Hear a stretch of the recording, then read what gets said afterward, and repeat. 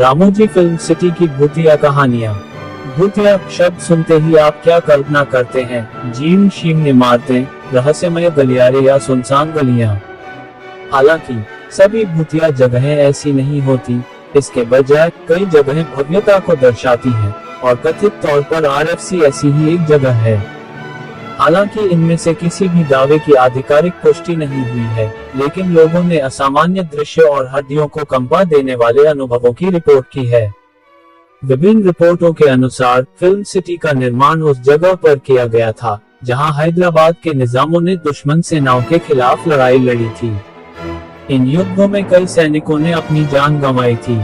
कहा जाता है कि मारे गए इन सैनिकों की आत्माएं आज भी वहां बेचैन होकर भटकती हैं।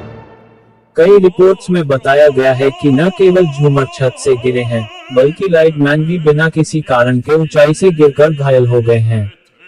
क्रू मेंबर्स को भी धक्का लगा है। जब कोई आसपास नहीं था, लाइटें अचानक बंद हो गई हैं और लोगों ने कई अन्य ऐसे ही डरावने अनुभवों के बारे में बताया है।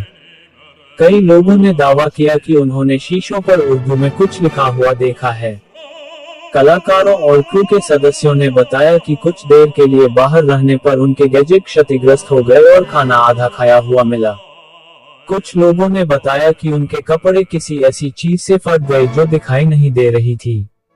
अभिनेताओं ने भी इसी तरह के परेशान करने वाले प्रसंगों का वर्णन किया है, जैसे कि ग्रीन रूम और होटल के कमरों में किसी की मौजूदगी।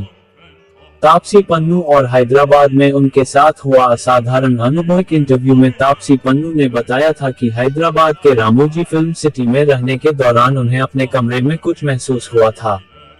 हैदराबाद बॉलीवुड इंडस्ट्री ने पिछले कुछ सालों में 1920, छोरी, बुलबुल जैसी कई बेहतरीन हॉरर फिल्में बनाई हैं, जो हमेशा कल्ट क्लासिक्स रहेंगी।